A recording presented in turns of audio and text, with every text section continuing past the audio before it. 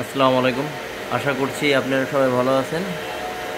আপনাদের মাঝে নতুন আরেকটি ভিডিও নিয়ে আসলাম, এসি প্রবলেম। এখানে দেখতে পাচ্ছেন, আপনাদের সামনে দেখা যাচ্ছে দুটো এসি।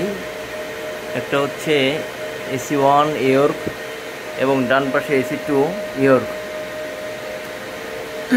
এই যে আমরা আসছি যে এসিতে ঠান্ডা দেয় না, কী কারণে ওটা ফাইন্ড আউট করার জন্য। এই যে দেখতে পাচ্ছেন এসির নিচে কিছু ময়লা অংশ এবং দাগ দেখা যাচ্ছে। এগুলো হচ্ছে যখন এসিতে গ্যাস কমে যায় তখন এই ধরনের হালকা বরফ আসলে এই বরফের পানিটা, যখন বরফের পানিটা এখান থেকে পড়তে থাকে তখন এই ময়লা সহ এই একটা দাগ হয়ে যায়। আর যখন ফুলফিল গ্যাস থাকে তখন এসিতে বরফ জমে না, তখন আর এরকম দাগ দেখা যায় না। এবং এখানে আমরা দুইটা প্রবলেম পাইছি। একটা হলো এসিতে গ্যাস কম এবং আরেকটা হলো এসিতে ওভার এম্পিয়ার নেওয়া,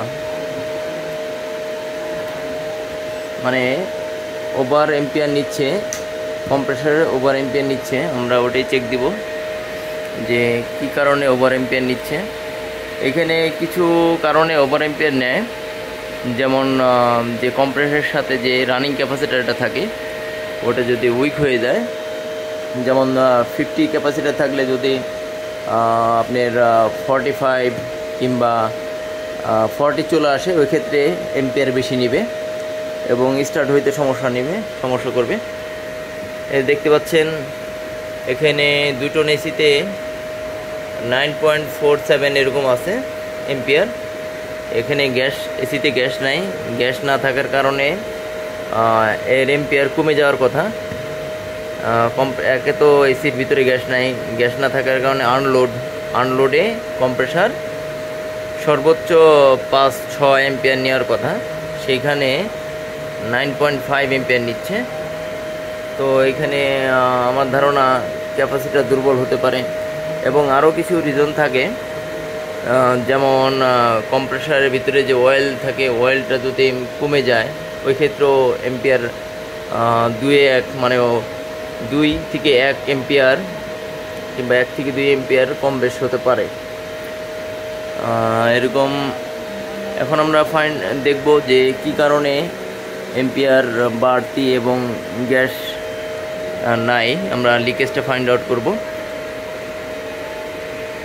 যেখানে দেখতে পাচ্ছেন আমরা আউটডোর ইউনিটটা খুলে ফেলে ক্যাপাসিটারটা দেখতেছি 50 ইউএফ 50 মাইক্রোফ্যারাড ক্যাপাসিটার।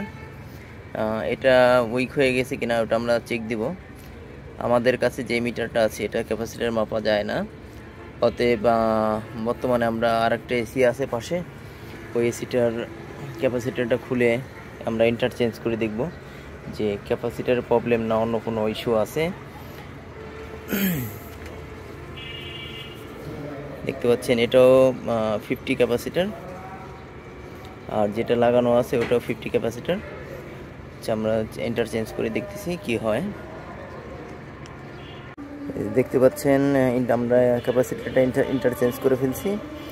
আগের ক্যাপাসিটারটা ছিল চিকন আর এখনকার ক্যাপাসিটারটা একটু মোটা, এবং আমরা লাইন কানেকশন দিয়ে ফেলছি। এর রানিং এবং স্টার্টিং লাগিয়ে ফেললাম আমরা।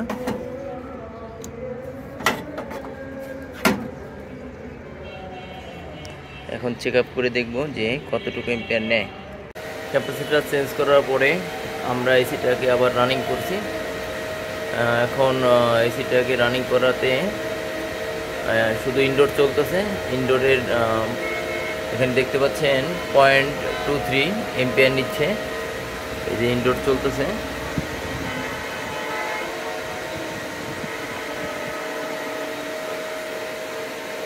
এরপরে দেখা যাক কত আজকে এখন ক্যাপাসিটার চেঞ্জ করার পরে কত এম্পিয়ার নেয়।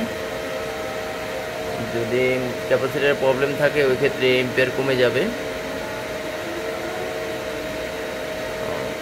আর যদি আদার্স কোনো প্রবলেম হয়ে থাকে, যদি অয়েল কম হয়ে থাকে ওই ক্ষেত্রে আগের এম্পিয়ারই থাকবে।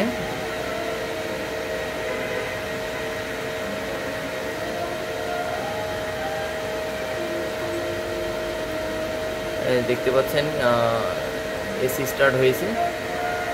এসি স্টার্ট হওয়ার পরে কম্প্রেসার আগের এম্পিয়ারই নিচ্ছে, তাতে কোনো কম বেশ হয়নি। অতএব আমার ধারণা অন্য কোথাও প্রবলেম আছে, যেমন অয়েল শর্টেজ হতে পারে কিংবা ক্যাপাসিটার সাইজ বড় দরকার পড়তে পারে।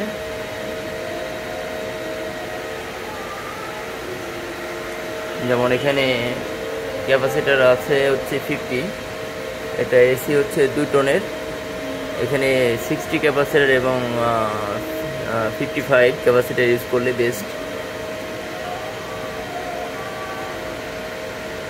আশা করি সবাই বুঝতে পারছেন যে ক্যাপাসিটার 1.5 টনের জন্য 50 এবং 2 টন এর জন্য হচ্ছে 55 এবং 60, দুইটা ক্যাপাসিটার। এই দুইটা ক্যাপাসিটার ইউজ করতে পারবেন 2 টনের জন্য। আর আপনি 1.5 টনের জন্য 45 থেকে 50 ক্যাপাসিটার ইউজ করতে পারবেন। এই যে দেখতে পাচ্ছেন লিকেজগুলো রিপেয়ার করা হয়েছিল একবার, এই যে, এবং আরও এইদিকে অনেক লিকেজ আছে। এইখানে একটা রিপেয়ার হয়েছে এবং এই যে এখানে দেখতে পাচ্ছেন এই যে ভিতরের দিকে লিকেজ রিপেয়ার করছে। এই যে এখানে মনে হয় আবার নতুন করে লিকেজ হয়েছে। আপনারা সবাই ভালো ব্র্যান্ডের এসি কিনবেন, যেমন জেনারেল, এলজি। একটু টাকা বেশি গেলেও একটু ভালো ব্র্যান্ডের এসি কিনবেন, নিশ্চিন্তে চালাইতে পারবেন। যদি কম দামে এরকম সস্তা পায়ে কিনেন তাহলে 2 মাস পর, 3 মাস পর কিংবা 1 বছর পর বারবার রিপেয়ার করার দরকার পড়বে। আশা করি জানতে পারলেন কিভাবে এসির লিকেজ ফাইন্ড আউট করতে হয় এবং কম্প্রেসার হাই এম্পিয়ার হলে কি কি ক্ষেত্রে কম্প্রেসার হাই এম্পিয়ার নেয়, এবং কম্প্রেসারের অয়েল কমে গেলে হাই এম্পিয়ার নেয়, এই কারণে হাই এম্পিয়ার নেয়। আচ্ছা, আশা করি ভালো থাকবেন। আল্লাহ হাফিজ, আসসালামু আলাইকুম।